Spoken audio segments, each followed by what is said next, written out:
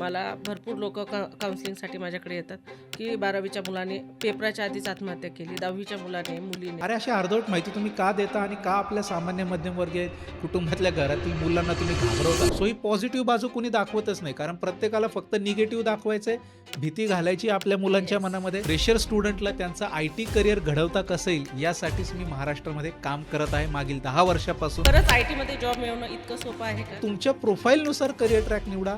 आय-टीमध्ये success आहे. Reality काय तर आपल्या एज्युकेशन बॅकग्राऊंडला अनुसरून आपण जर करिअर ट्रॅक सिलेक्ट केला तर प्लेसमेंट होतच. आय-टीमध्ये तर करिअर सगळ्यांनाच हवं आहे, परंतु नेमकं कसं जावं किंवा काय करावं हे कळत नाही. एक आय-टी करिअर कोच म्हणून सांगायचंय की एआयला अजिबात घाबरण्याची गरज नाहीये. पण याच उलट काय होतं की जसं तुम्ही म्हटलात की डिग्री झाली, अजून शिकायची काय गरज आहे? तुझं तर इंजिनिअरिंग होऊन पण तुझं काहीच नाही झालं. त्याच्यात तुझ्यापेक्षा मी 12वी नापास असलेलंच बरा. रिक्षा चालून मी महिन्याला जे काय आहे तेवढे पैसे तरी कमवतोय. Recession is an excuse in IT given by those who are not ready for upgradation. त्याच्यामुळे ज्यांना अपग्रेडेशनची भीती वाटते ना, त्यांच्यासाठी रिसेशन आहे आणि ते आयुष्यभर असणार आहे. समानता दिलेली आहे. मला तर वाटत नाही समानता.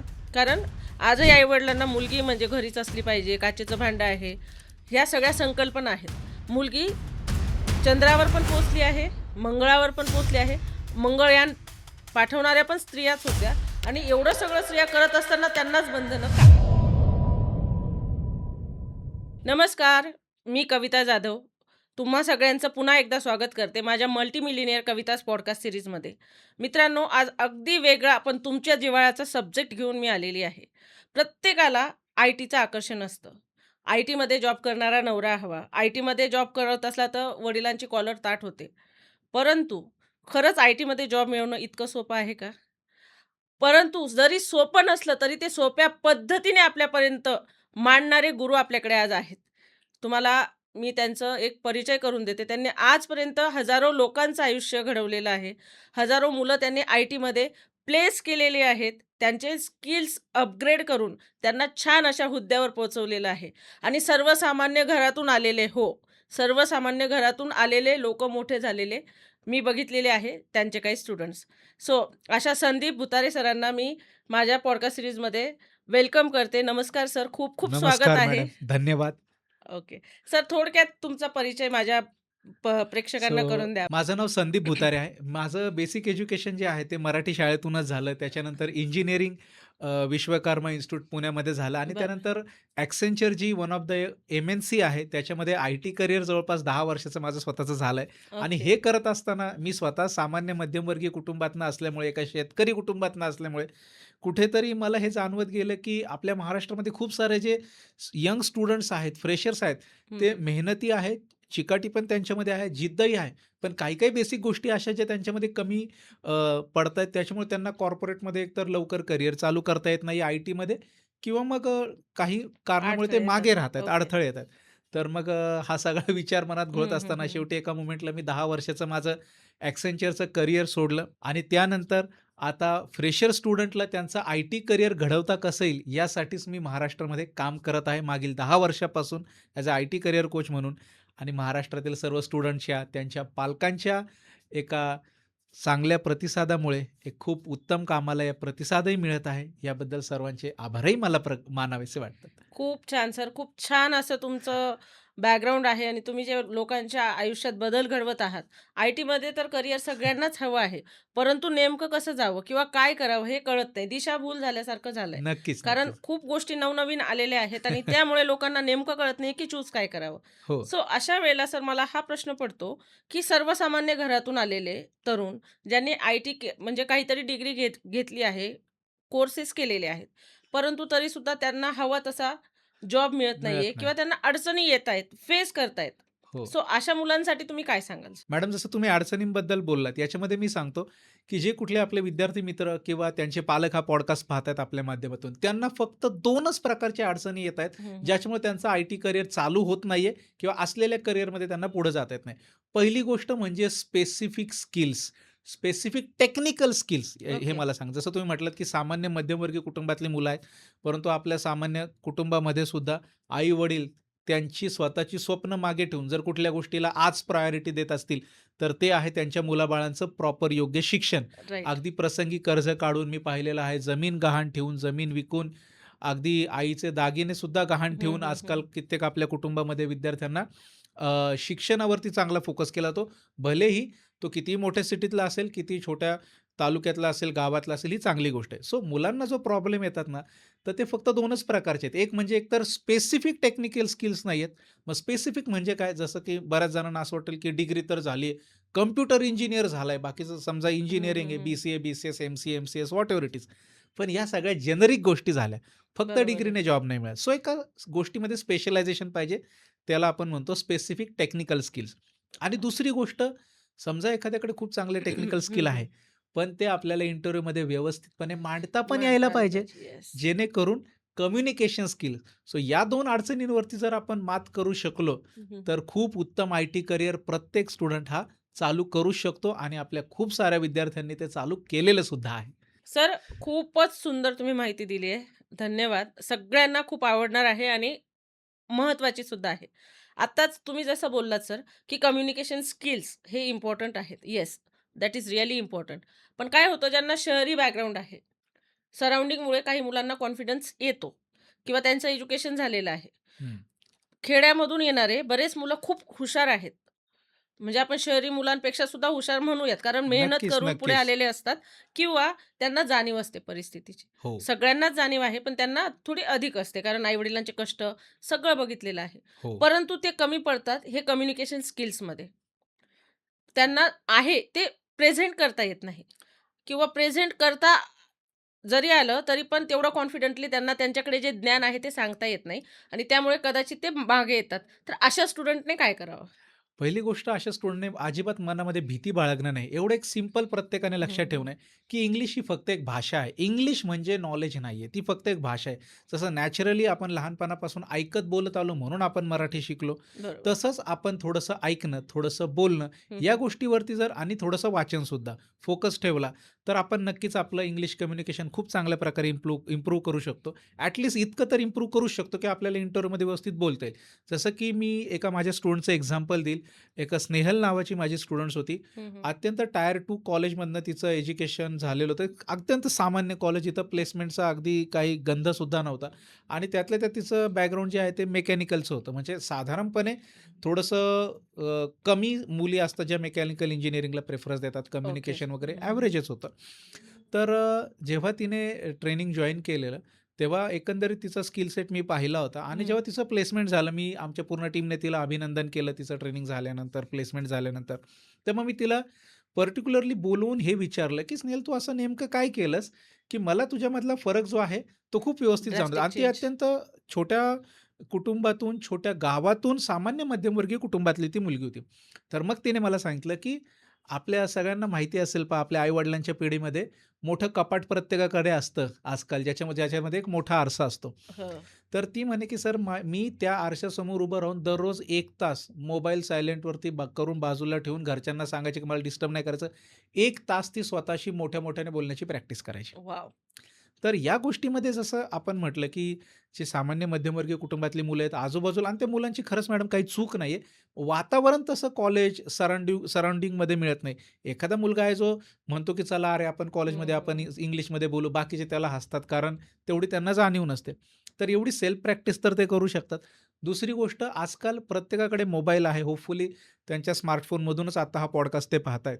तर आजकाल खूप सारे फ्रीवाले असे एआय ॲप्स आलेले आहेत. जिथं येस. आपण पर्टिक्युलर टॉपिकवरती त्या ॲपसोबत बोलायचं असतं आणि ते ॲप आपल्याला रिस्पॉन्ड करतं, आपल्यासोबत कम्युनिकेट करतं आणि आपले जे काही ग्रॅमॅटिकल मिस्टेक्स वगैरे आहेत ते इम्प्रूव्ह करतं.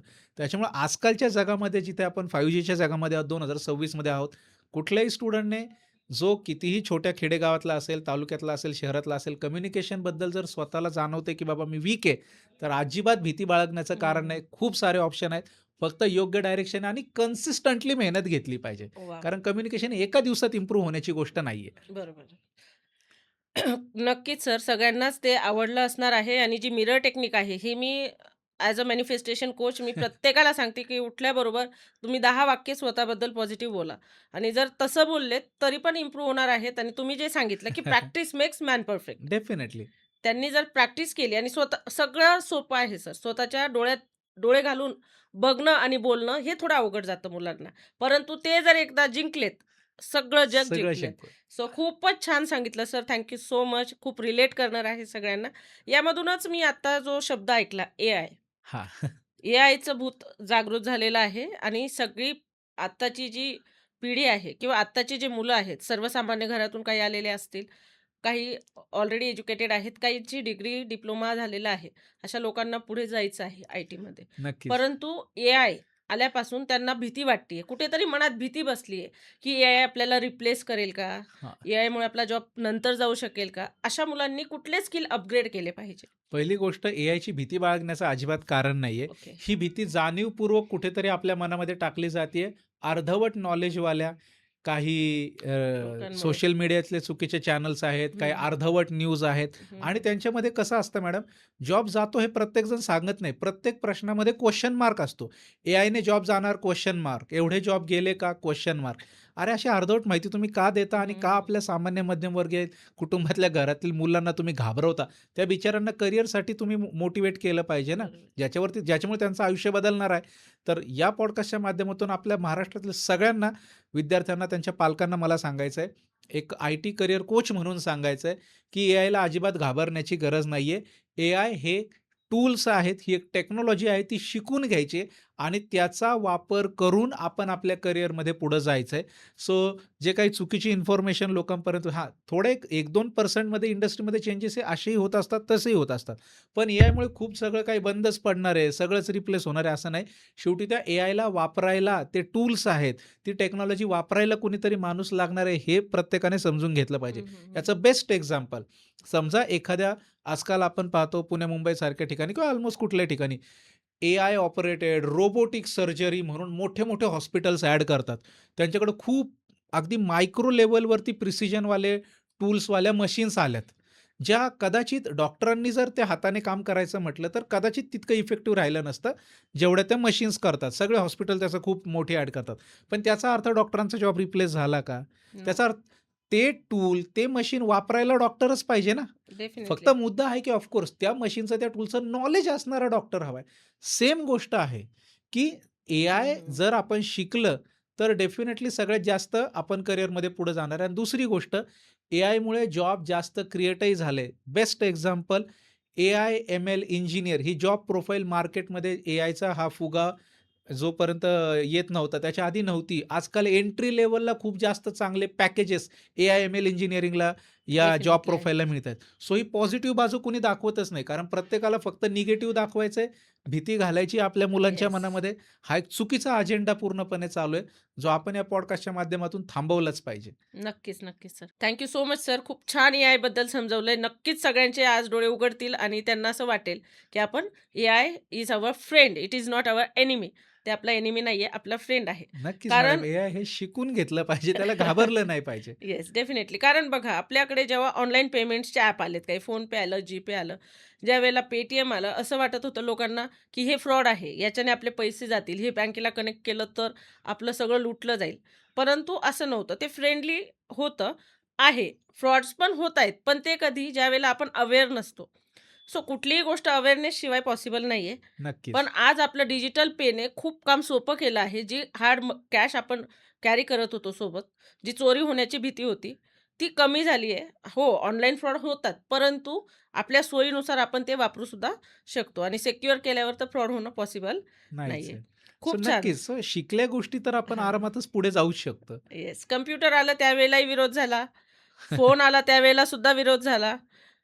लॅपटॉप आले तेव्हाही विरोध झाला. तसंच एआयला पण होतोय. परंतु ते लवकरच करणार आहे, की it is useful. It is not harmful. Definitely, yes. Thank definitely. You so much sir. खूप छान इन्फॉर्मेशन दिली आहे. खरंच सगळ्यांना खूप आवडली असणार आहे. सो आता आपण आय-टीकडे परत एकदा वळूयात. आता आय-टी एक क्षेत्र कुणी निवडावं? समजा सर्वसामान्य तरुणांनी, ज्यांनी ऑलरेडी आय-टीमध्ये करियर केलेलं आहे. परंतु तरीसुद्धा रिसेशन्स येतात. तर अपग्रेडेशन नसल्यामुळे रिसेशन्स येतात किंवा काहीतरी पॉलिसीज चेंज होतात. तर अशा स्टुडंट्सनी काय करावं? मॅडम, याच्यामध्ये 2 प्रश्न तुम्ही विचारले, की आय-टीमधले कुठले स्टुडंट जाऊ शकतात आणि हां. दुसरं होतं रिसेशनचं. रिसेशन. तर मी हां. स्टेप बाय स्टेप याच्याबद्दल सांगतो. तर आय-टीमध्ये या मोमेंटला कुठल्याही फील्डमधला ग्रॅज्युएट स्टुडंट जाऊ शकतो. तो सायन्सचा असेल, कॉमर्सचा असेल, इव्हन आर्ट्सचा सुद्धा असेल तर. सॉरी, आर्ट्सचा सुद्धा? नक्कीच, नक्कीच. फक्त याच्यामध्ये मुद्दा हां. काय आहे, की हां. आपल्या एज्युकेशन बॅकग्राऊंडला अनुसरून आय-टीमधला योग्य करियर ट्रॅक म्हणजे आय-टी खूप ह्यूज फील्ड आहे, वास्ट फील्ड आहे. खूप जास्त टेक्नॉलॉजीज आहेत, खूप जास्त करियर ट्रॅक्स, करियर पाथ त्याच्यामध्ये आहेत. जर आपल्या एज्युकेशन बॅकग्राऊंडला अनुसरून हं, हं. थोडासा एक सुटेबल करियर ट्रॅक जर आपण निवडला, तर डेफिनेटली आय-टीमध्ये कुठल्याही ग्रॅज्युएशनचा स्टुडंट हा नक्कीच जाऊ शकतो. खूप सारे आपले स्टुडंट हे गेलेले आहेत. लाखोंचं पॅकेजही त्यांनी मिळवलेले आहे. ही पहिली गोष्ट. आणि जसं तुम्ही म्हटलात, की रिसेशन. तर रिसेशन हा एक ग्लोबल सिनारिओ आहे.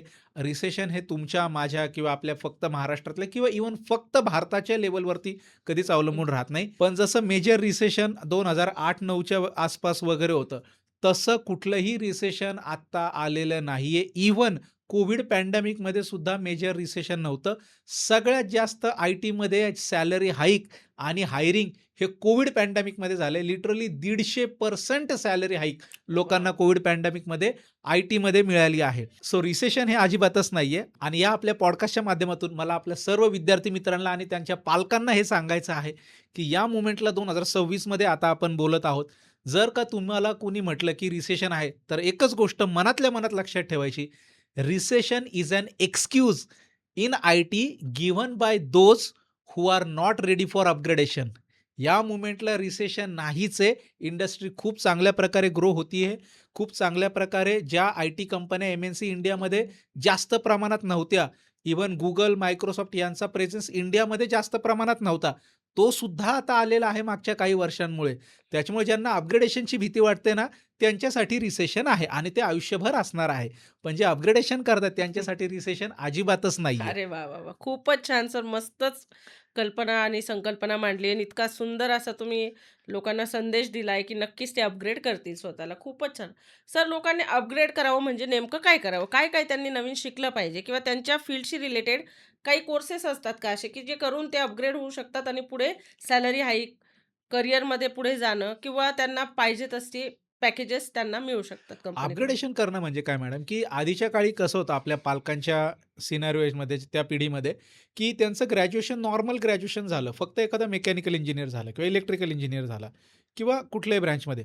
तर इंजिनिअरिंग किंवा डिग्री जी काही डिग्री असेल, इव्हन बी-सी-ए, बी-सी-एस-ई, इव्हन डिप्लोमासुद्धा.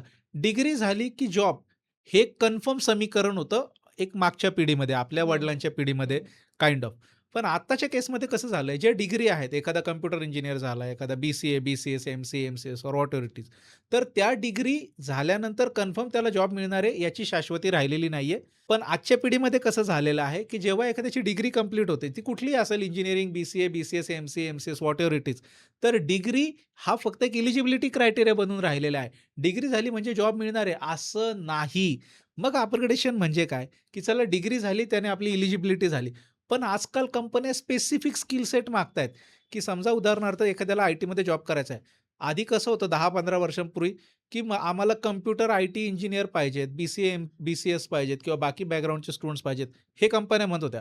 आजकाल कुठल्याही स्टुडंटने किंवा त्यांच्या पालकांनी जे आपला हा पॉडकास्ट पाहताय, या क्षणाला फक्त Naukri.com ओपन करा. म्हणजे तिथल्या तिथे या गोष्टीची एक पडताळणी होऊन जाईल आणि फक्त fresher job in IT check करा. प्रत्येक ठिकाणी कंपनीचं म्हणणं आहे, की we need fresher in data science, fresher in data analytics, fresher in software development, fresher in AIML. म्हणजे कंपन्यांचं एक्स्पेक्टेशन आहे, की आम्हाला फक्त तुमची बेसिक डिग्री नको रे. ते फक्त एक एलिजिबिलिटी झाली. आम्हाला तुमच्याकडून स्पेशलायझेशन पाहिजे. कारण आम्ही आता जेनेरिक स्किलसाठी हायर करणार नाही. का करणार नाही? कारण एक 10-12 वर्षांपूर्वी कंपन्यांचा पण अप्रोच हा होता, जेव्हा कॉम्पिटिशन आत्तापेक्षा थोडीशी कमी होती, की आम्ही एका जेनेरिक कॅन्डिडेटला हायर करू. आमच्या याच्यानुसार त्याला ट्रेन करू. उदाहरणार्थ माझं जेव्हा Accentureमध्ये सिलेक्शन झालेलं, मी जॉइन केलेलं Accentureला. माझा फर्स्ट आय-टी जॉब होता. तर आम्हाला जवळपास 3 ते 4 महिने इन हाऊस ट्रेनिंगच कंपनीने दिलं होतं आणि मग आम्हाला रिअल टाईम प्रोजेक्ट्स आणि या गोष्टी अलोकेट झाल्या. आजकाल कंपनीला त्यासाठी वेळ वाया घालवायचा नाही, पैसाही वाया घालवायचा नाहीये आणि तेवढं क्लायंटला सुद्धा थांबवायचं नाही. मग कंपनी काय म्हणते, तुमची डिग्री आहे दॅट्स एलिजिबिलिटी. तुम्ही स्पेसिफिक स्किल घेऊन या, स्पेशलायझेशन काहीतरी करा. मग आम्ही तुम्हाला हायर करतो आणि चांगलं पॅकेजही देतो. सो हे स्पेशलायझेशनसाठी काही स्पेसिफिक गोष्टी, टेक्नॉलॉजी शिकायला लागतात. त्याला आपण अपग्रेडेशन म्हणतो मॅडम. खूपच सुंदर सर. खरंच प्रत्येक फील्डमध्ये अपग्रेडेशनची गरज आहे आणि आय-टीमध्ये तर आहेच आहे. कारण तुम्ही अपग्रेड असाल तरच तुम्ही पुढे जाऊ शकता आणि पॅकेजेस मिळू शकतात. जसं तुम्ही सांगितलं, की अपग्रेडेशनची गरज आहे. ते केलंत, सगळं करतायत. परंतु अजून काय तयारी केली पाहिजे ज्यांना आय-टीमध्ये जायचं आहे? पहिली गोष्ट अशी तयारी आहे, ती स्टुडंटने 2 प्रकारचे स्टुडंट याच्यामध्ये आहेत. जे आता कॉलेजचे स्टुडंट आहेत, उदाहरणार्थ फर्स्ट इयरला आहेत.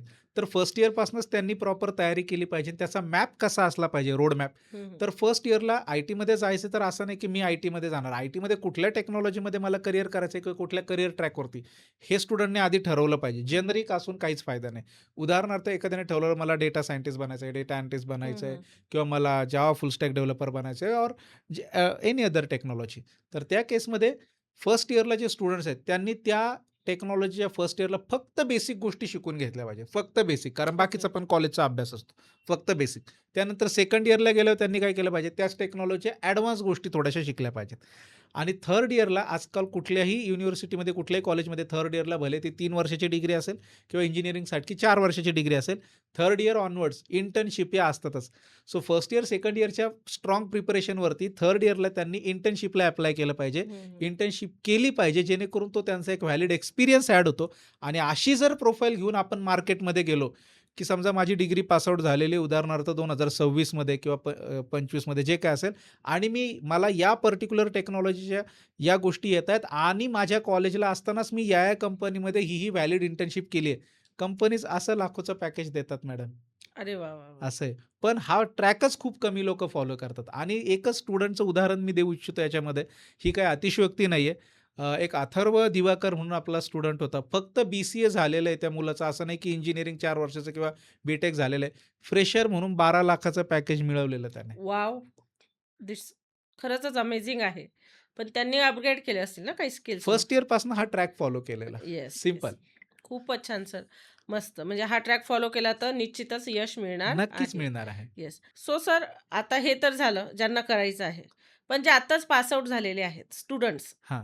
त्यांनी काय करायला हवं? त्या स्टुडंटने स्वतःला एकच सांगायचं आहे, की जेव्हा आपण आपल्या डिग्रीच्या फायनल इयरचा शेवटचा पेपर लिहून बाहेर पडतो कॉलेजमधून, त्याच्यानंतर येणारा एकूण एक दिवस हा आपल्या करिअरच्या दृष्टीने आपल्या प्रोफाईलमध्ये एक गॅप म्हणून ॲड होत असतो आणि प्रत्येक ग्रॅज्युएटला हे माहिती आहे, की जेवढा करिअर गॅप जास्त, तेवढ्या मिळणाऱ्या अपॉर्च्युनिटी या कमी होत असतात. हं. त्याच्यामुळे त्यांचा पाय तर दिवसेंदिवस अधिकच खोलत जात असतो. अशा सर्व विद्यार्थी मित्रांसाठी किंवा आणि त्यांच्या पालकांसाठी मला हे सांगायचं आहे, अजिबात वेळ वाया घालवू नका. एक कुठलीतरी टेक्नॉलॉजी ज्याच्यामध्ये तुम्हाला करियर करण्याची इच्छा आहे, ज्याच्यामध्ये तुमची आवड आहे, हे तुम्ही डिसाईड करा आणि इमिजिएटली लेटेस्ट गोष्टी शिकण्यावरती फोकस करा.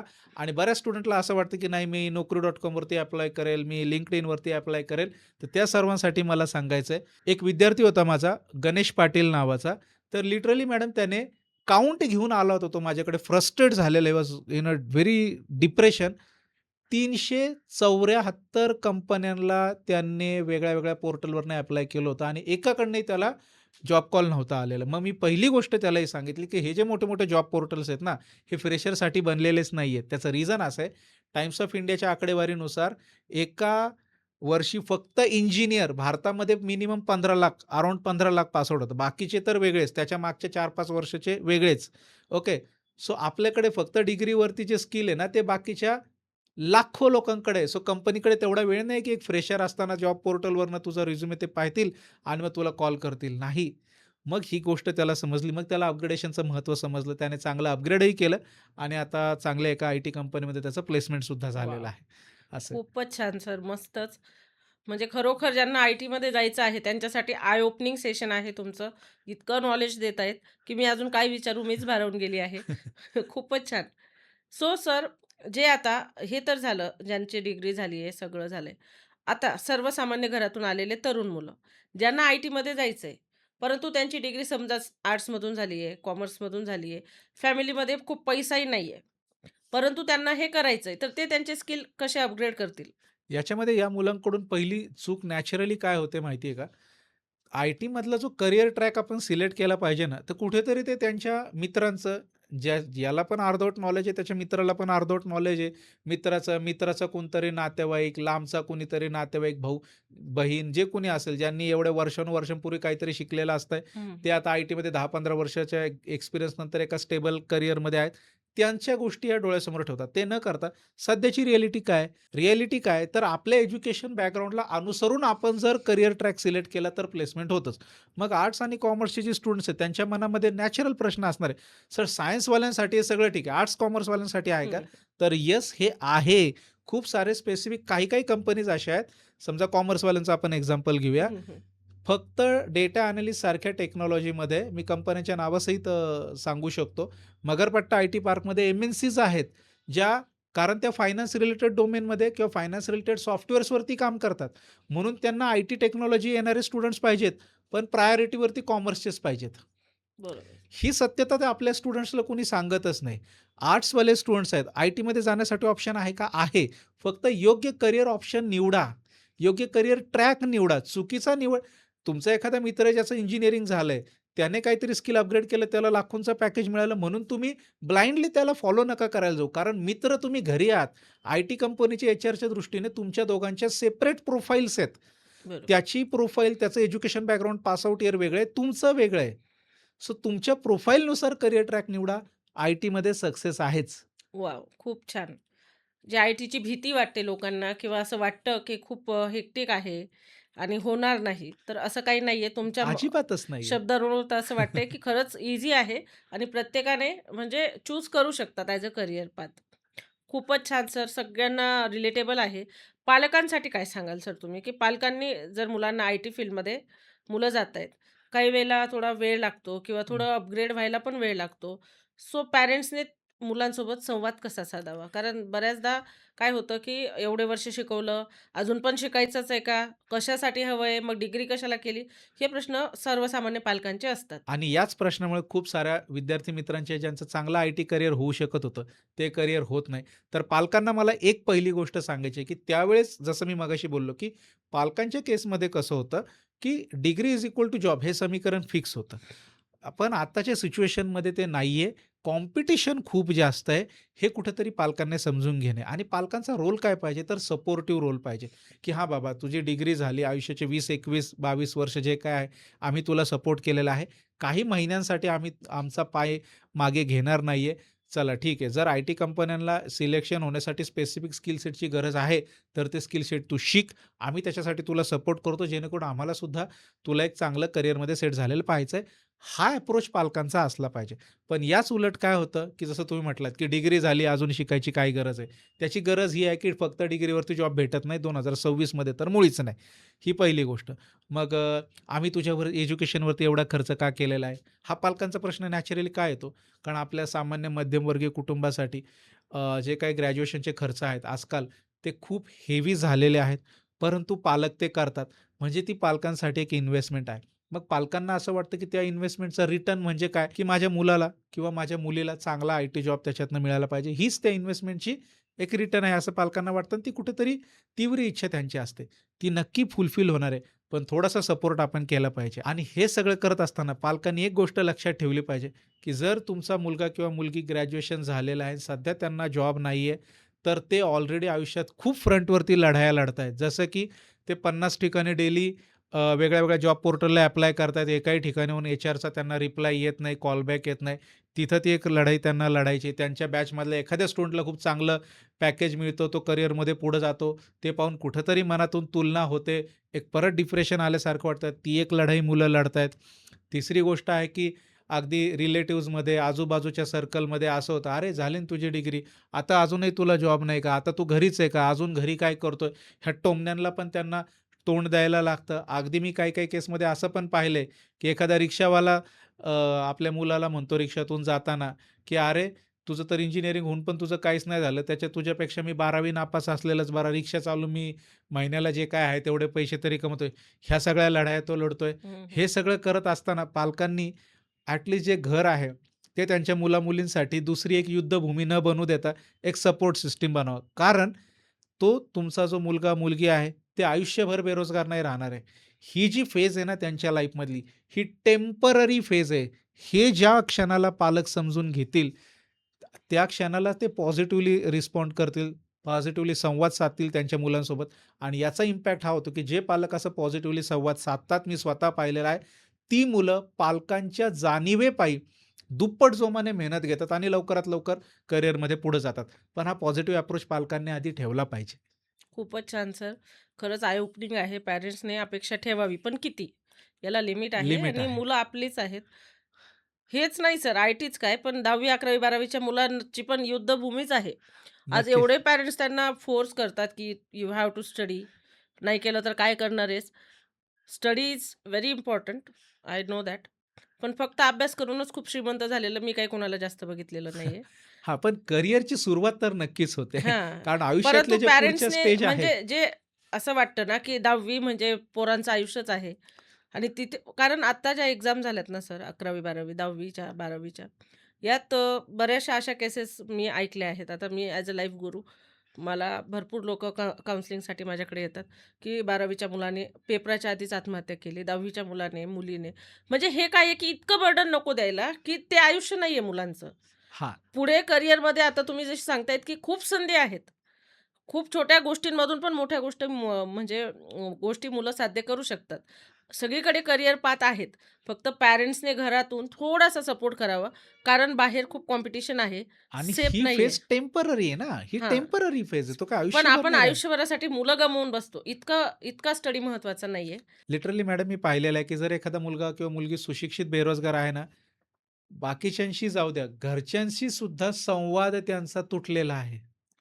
त्या कारण मुलांना टोमणे असं वाटतं, की मारूनच बोलतात माझी घरातले पण डिग्री ना. होऊन मला जर जॉब नाही मिळाला, तर मी काय गुन्हा केलाय की काय? हां. लिटरली मुलं घरच्यांशी व्यवस्थित बोलत नाही किंवा घरचे पण त्यांना तसं टाळाटाळ करतात. सपोर्ट तर सिस्टम इज आपण एक सपोर्ट सिस्टम बनलो हां. पाहिजे. एवढी वर्ष बनलोच आहे ना, अजून काही महिन्यांनी काय त्याच्यामध्ये फरक राइट. पडणार आहे? Thank so much sir. मुलांचं तर आपण बघितलंय सगळं. परंतु आय-टीमध्ये आता बऱ्याच मुली पण पुढे येतायत. बऱ्याच येतायत, पण बऱ्याच घरात दाबल्या पण जातायत. म्हणजे एज्युकेशन सुरू हां. असताना त्यांचं लग्न होणं, त्यांना इमोशनल करणं किंवा तुला इतकं शिकून काय करायचं आहे? सेफ नाहीये. दिवसभर शिफ्ट असते, रात्रीची शिफ्ट असते, कशी जाणार? म्हणजे ह्या बेड्या टाकल्या जातात पायात सर. हो, हो. आज बरोबरी आहे म्हणून म्हणतात. समानता दिलेली आहे. मला तर वाटत नाही समानता. कारण आजही आई-वडिलांना मुलगी म्हणजे घरीच असली पाहिजे, काचेचं भांडं आहे. ह्या सगळ्या संकल्पना आहेत. यातनं पालकांनी बाहेर कसं यावं? कारण आज मुलगी चंद्रावर पण पोहोचली आहे, मंगळावर पण पोहोचली आहे. मंगळयान पाठवणाऱ्या पण स्त्रियाच होत्या आणि एवढं सगळं स्त्रिया करत असताना त्यांनाच बंधनं का? त्याचं कारण असं आहे, की कुठेतरी सामाजिक परिस्थिती जी आहे, ती बदलायला हळू वेळ लागत असतो. पण मागील काही वर्षांमध्ये माझं जे ऑब्झर्वेशन आहे, जेव्हा भरपूर साऱ्या ठिकाणी वेगळ्या-वेगळ्या जिल्ह्यांमध्ये सेशन्ससाठी कॉलेजमध्ये मला जायला लागतं, तेव्हा ह्या गोष्टीवरती एक 5 मिनिटं तर मी सर्व लेडीज स्टाफ हं, असेल, हं. यांच्यासोबत डिस्कशन करतो. मुली ज्या सेशनमध्ये असतात त्यांच्याशी सुद्धा बोलतो. तर कसं आहे ना मॅडम, ही जी परिस्थिती आहे मागच्या काही वर्षांमध्ये खूप सकारात्मकतेने बदलते आहे. जवळपास कुठल्याही घरातली मुलगी असेल तर पॅरेंट्स तिला ग्रॅज्युएशनपर्यंत नक्कीच सपोर्ट करतात आजच्या जमान्यामध्ये. फक्त मुद्दा काय येतो, की मुलगी फायनल इयरला आहे ना, त्याच्या अगोदरच एखादा मुलगा पाहूनच ठेवलेला असतो, की फॉर्मॅलिटीसाठी मुलीचं ग्रॅज्युएशन केलं, म्हणजे उद्या तिच्या 4 मैत्रीणमध्ये माझ्या मुलीचं शिक्षण कमी नको दिसायला. हं, मग लगेच ग्रॅज्युएशन झालं, की लगेच मुलीचं लग्न लावून दिलं जातं. ह्या सगळ्या गोष्टींमध्ये मला पालकांना एकच सांगायचं आहे, की एक सुजाण पालक म्हणून तुम्ही एवढी वर्ष तुमच्या मुलीच्या पाठीशी खंबीरपणे उभे राहिलात.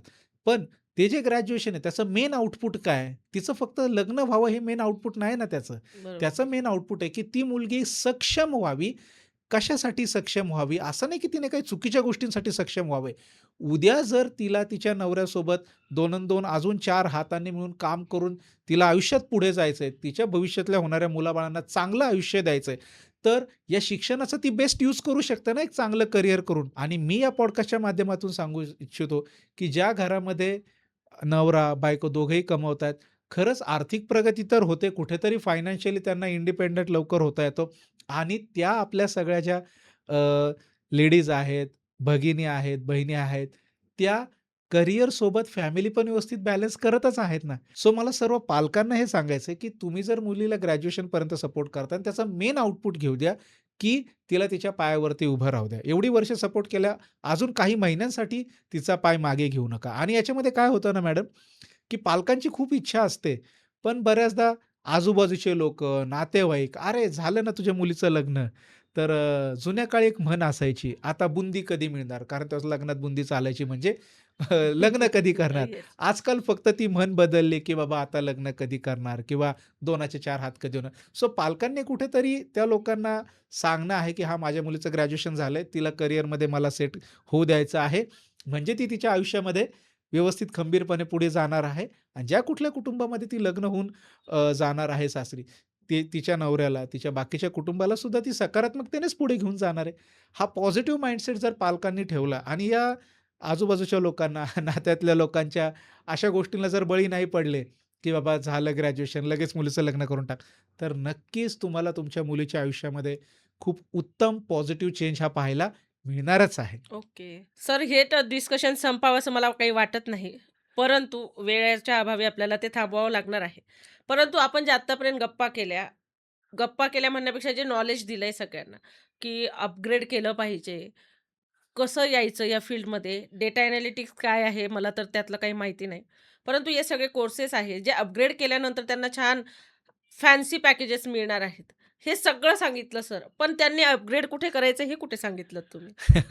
त्यासाठीच येस इन्फोटेक हा जो आपला ब्रँड आहे, या आपल्या ब्रँडच्या माध्यमातून गेली 10 वर्ष आता आपल्या येस इन्फोटेक या ब्रँडला झालेली आहेत. याचं जे हेड ऑफिस आहे, ते हडपसर पुण्यामध्ये आहे आणि या मोमेंटला आत्ता जवळपास फेब्रुवारी 2026 मध्ये आज आपण हा पॉडकास्ट करतोय. तर या क्षणाला 5 शाखा महाराष्ट्रभरामध्ये सांगली, कोल्हापूर, विदर्भामध्ये अमरावती, पिंपरी चिंचवड आणि अहिल्यानगर जिल्ह्यामध्ये श्रीगोंदा तालुका इथे आपल्या ब्रँचेस ओपन झालेले आहेत वॉव! आणि भविष्यातही ब्रँचेस ओपन होणार आहेत. हेच आणि ज्या मुलांना ब्रँचमध्ये जाऊन किंवा हेड ऑफिसला क्लासरूम मोडमध्ये येऊन ट्रेनिंग करणं शक्य नसणार आहे, त्यांच्यासाठी ऑनलाईन मोडमध्ये सुद्धा ते सेम ट्रेनिंग करू शकतात आणि सेम प्लेसमेंट असिस्टन्स त्यांना ऑनलाईन मोडमधील ट्रेनिंग केल्यानंतर सुद्धा आपल्या हेड ऑफिसची जी डेडिकेटेड प्लेसमेंट टीम आहे, त्या टीमकडून दिला जाणार आहे. खूपच छान सर. म्हणजे तुमच्याकडे त्यांना सगळं नॉलेज मिळणार आहे.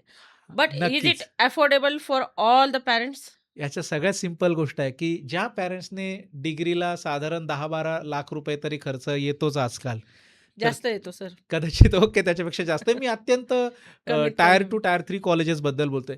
त्या पूर्ण खर्चाच्या 2% पेक्षा अमाउंट कमी या सगळ्या वॉव! अपग्रेडेशनला लागते. सो मला वाटतं हे नक्कीच अफोर्डेबल त्या प्रत्येकाला होणार आहे आणि ते अफोर्डेबल आम्ही ठेवलेलं आहे. सर समजा आता हा पॉडकास्ट आपला रुरल एरियामधून बघितला जातोय, खेड्यामधून बघितला जातोय. परंतु ते मुलं इथे नाही येऊ शकत. ते तिथून ऑनलाईन करू शकतील. हां, त्यांची काहीही डिग्री असली तरी. तरी नक्कीच. त्यांना प्लेसमेंट मिळणार सर? नक्कीच, नक्कीच. ओके. कारण कसं आहे मॅडम, आम्ही तेच ट्रेनिंग देतो आणि त्या स्टुडंटला तो पर्टिक्युलर करियर ट्रॅक देतो, ज्याच्यानंतर आमच्या प्लेसमेंट टीमला त्या स्टुडंटला प्लेसमेंट देणं, आय-टी जॉब इंटरव्ह्यूचा कॉल देणं शक्य होणार आहे. अरे वाह! वाह! खूप छान. Thank you so much sir. खूपच छान नॉलेज तुम्ही दिलेलं आहे. सगळ्या प्रेक्षकांना आवडलंच असेल आणि बघा IT career is very easy as per sir. परंतु अपग्रेडेशन इज इम्पोर्टंट हे पण त्यांनी सांगितलेलं आहे.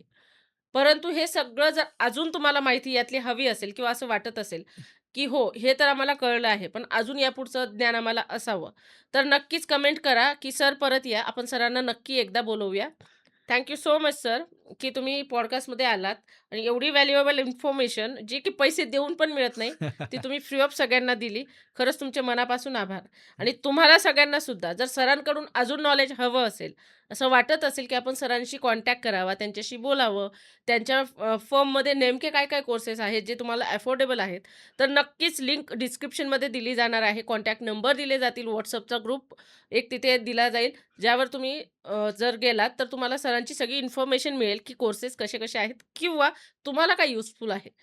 सो अशा वेगवेगळ्या विविध क्षेत्रातल्या पॉडकास्टसाठी नक्कीच माझ्या चॅनलला लाईक, शेअर आणि सबस्क्राईब करा आणि सरांना परत बोलावण्यासाठी "सर परत या" म्हणून नक्कीच कमेंटमध्ये टाईप करा. परत भेटूया अशाच इंटरेस्टिंग पॉडकास्टमध्ये. तोपर्यंत नमस्कार.